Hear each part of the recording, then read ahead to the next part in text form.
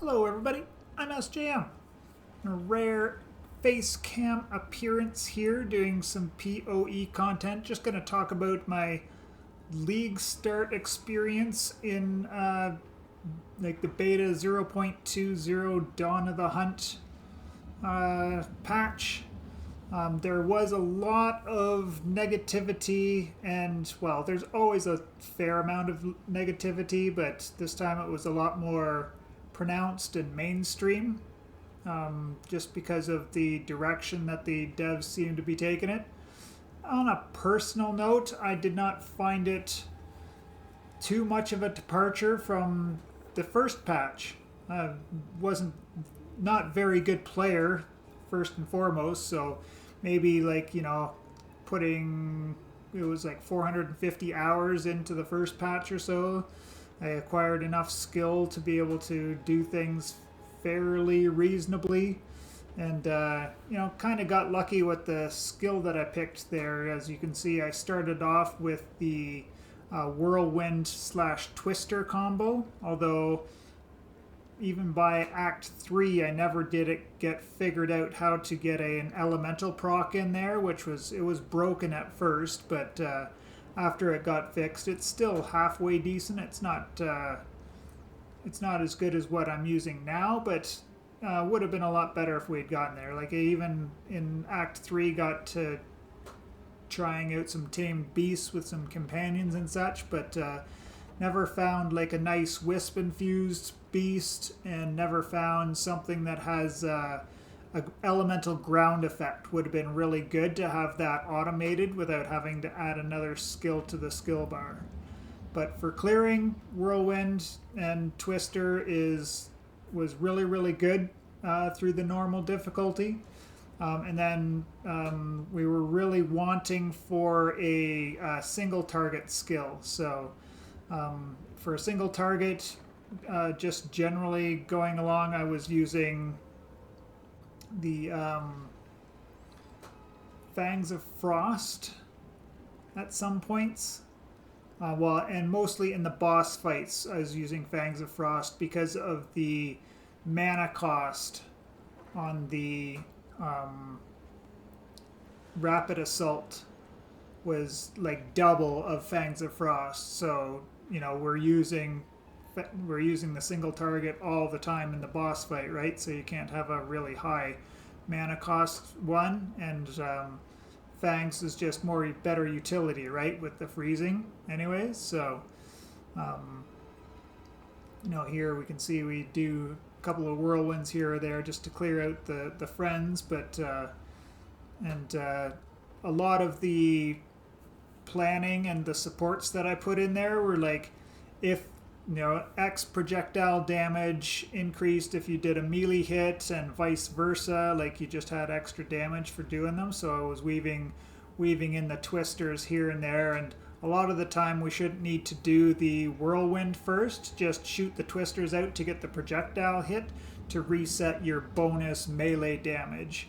So it worked out fairly good. I'd have a good bead on all of the boss mechanics and stuff, so we died a good amount of times. Not anywhere near as much as we did in our first playthrough the first time around, but all in all, I did not find a big problem with the original patch, like before they started making some of the changes that they made at the beginning of this week. So, or even on Sunday, I think they made changes there on GGG's Monday morning. So, I don't have anything negative to say about that. And, the only thing I have to say in the whole space is that, if you're not liking it, voice your opinion by not playing. Like when they see those Steam numbers go down, when they see those logins on their client go way down because of things that they've done, they're going to do something. Right? Obviously, being vocal in some ways constructively is really good, either in their forums or on various social medias, right? And let them know that way. But the biggest vote you have without any extra effort is just don't play. Find something else to do that you enjoy. At any rate, from there, let me just pop over to the current gameplay, because that was just an example of what we were doing early game, and we'll slip on over and see what it looks like now in the end game, where I'm doing more of a real Javazon style play from Diablo 2, where we're throwing spears at everything with fire and lightning and all that stuff. So give me a second. We'll be right back with some footage from the latest stream in the end game. All right, back into it. So with the playstyle now, we are using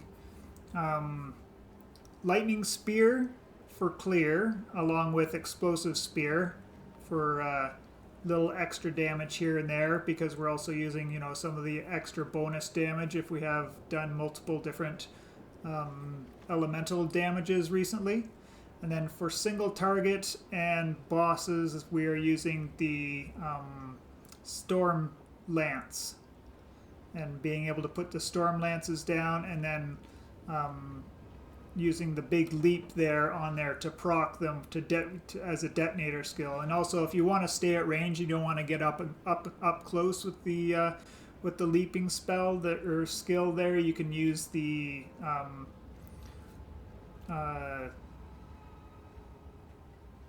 fire spear again, the explosive spear, as your detonator for that as well, because it detonates itself, because normally the storm lance, it won't detonate, it'll just sit there until it ticks down, and it doesn't really do a lot of great tick damage. It does a little bit here and there, but nothing super good.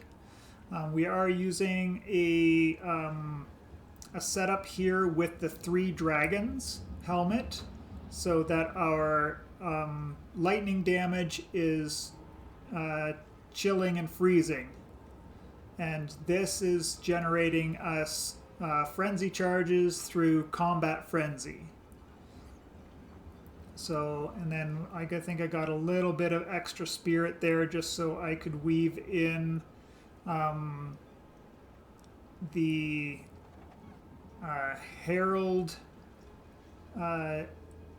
extra damage one that costs 20 spirit. It's a new one that they came out there. So on my Herald of Frost, I've got, you know, the +1 level, we've got the plus area on it, and the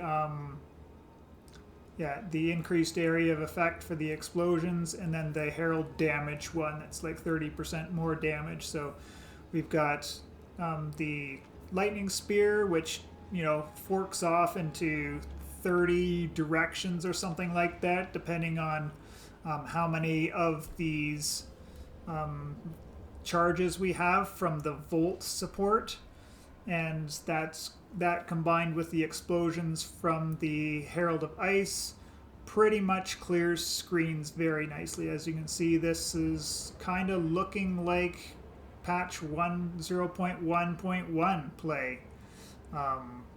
If you didn't know any better, you would swear this is not from the current patch, but you know, there are builds out there that are going to be able to perform like this. It's just up to the community to find them. So I was lucky to be a part of one that found this really, really early, like on day 2, midway through or towards the end of the day on Saturday. The creator of this build, you know, found the way to clear the packs in maps. So, and he put out a video on it. So I've taken that. That's with the tech with the 3 dragons. Or you could also use Kotoko's Current, the unique gloves that allow you to electrocute. So just depends on which one you prefer. So I'm sticking with the 3 dragons because I don't want to burden my glove slot, which we can get lots of really handy things like attack speed and flat damage and accuracy, because we're being an Amazon. We've got the we'll go over the ascendancy choices and whatnot, but we've got obviously the critical one based on our accuracy. So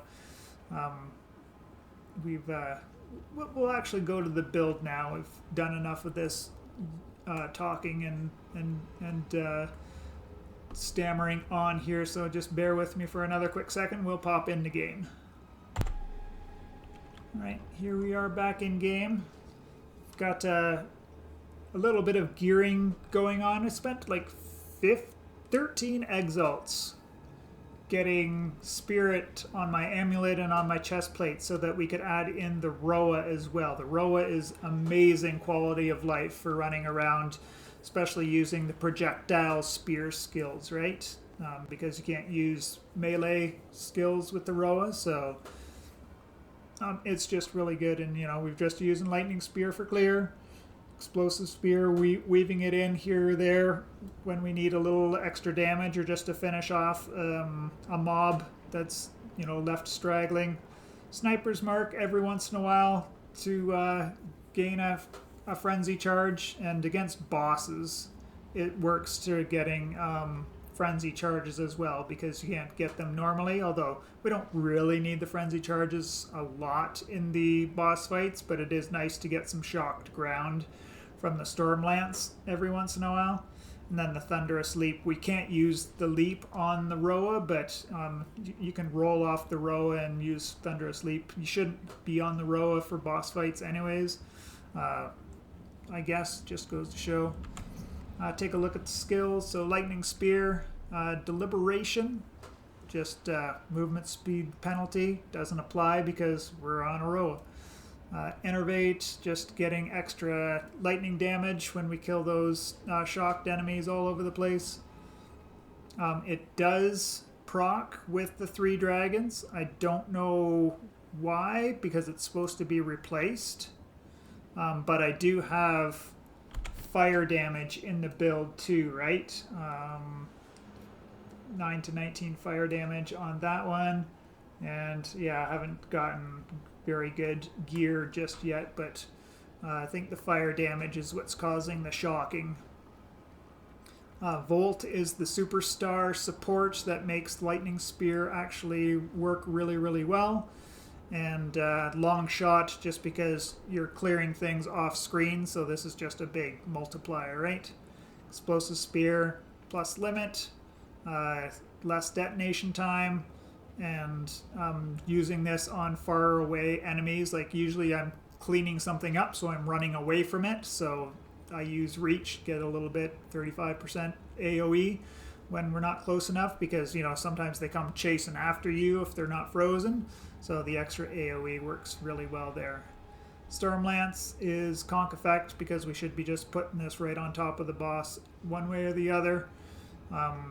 If we're weaving in our explosive spears, then the Rising Tempest is giving us more elemental damage.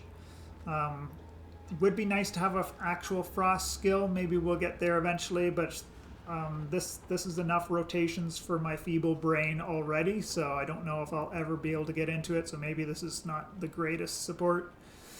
Primal Armament and Lightning Infusion, just more lightning damage. Nothing on the leap or the sniper's mark. I don't know what to put in the Roa just yet. Maybe we'll figure it out a little bit later, but Herald Device, as I've said before, Cold Mastery, Deadly Herald, this is the one I was talking about that I couldn't think of the name of, so 30% more damage on our explosions, and then more AoE, just so those explosions are bigger. Not that they're proccing each other, but bigger explosions killing like stronger enemies, especially packs around a rare, right? That gets you a whole bunch of damage onto the rare that way. Wind Dancer, just using Pin and Wind Wave, for the extra thing, and then Combat Frenzy with Profusion for the chance for an additional charge.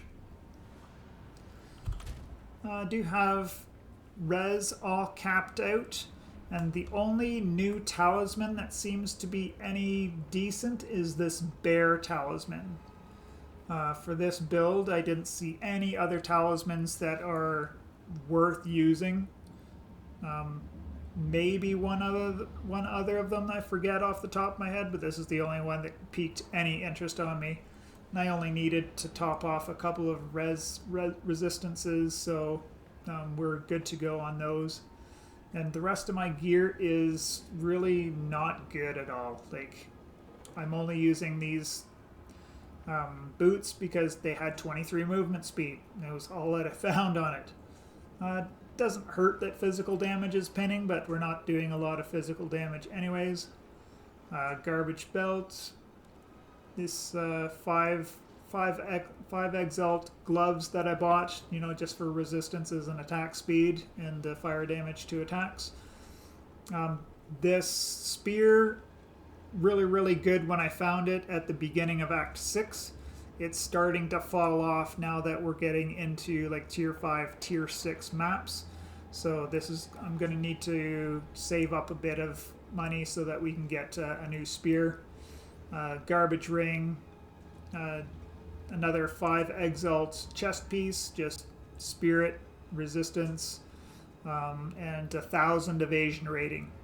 Because as we'll see, we've got the doubled thing there, doubled evasion from equipped chest piece, right on the tree.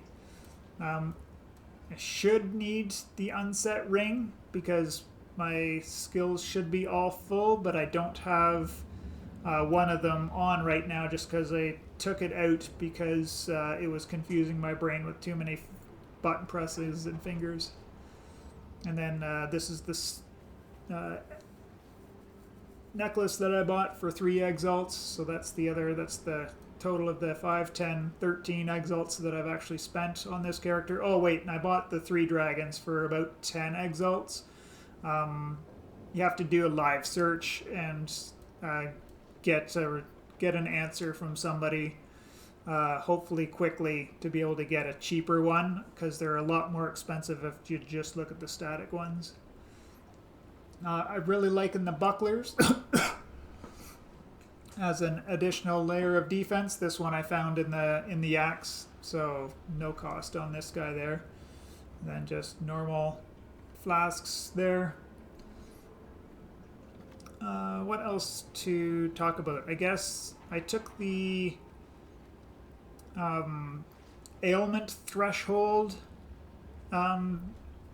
thing in the normal Act 3 Venom Crypts, and I actually took the stats from the cruel difficulty Venom Crypts instead of the chaos resistance.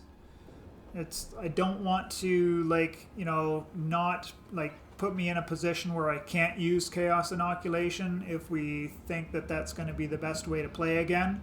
But for now, as long as we don't have Grim Feast anywhere in the story, there's probably not much reason to go CI on an evasion-based character like this anyways, so maybe we'll get there, maybe we won't, but it's not super hard to cap chaos resistance anyways once you've got enough currency going, which, we're in maps now, so we should be able to get a good amount of currency. Like the last map I did, I got 5 exalts in raw drops, without having to sell anything. So they're coming in now at a good steady pace now that we're getting up in the tiers there. Like, I don't even have rarity on myself anymore. Oh, I guess I should be looking at one of these. Yeah, no rarity at all on anything, so it would be nice to get that, but I don't have it just yet. At any rate, that has been my league start. I hope you all enjoyed. If you have any questions, don't hesitate to put them down below. And yeah, good luck with your games. I hope you're having fun. I am. Absolutely not, there's obvious bits of frustration here or there when things were really, a little bit imbalanced, like the white minions that were with the rares that were stupidly tanky for a little while. But, other than that, just the normal frustrations of being a bad player is the only negative thing that I experienced through this whole league start so far. Anyways, I appreciate you all for checking out the video, and we will see you in the next one.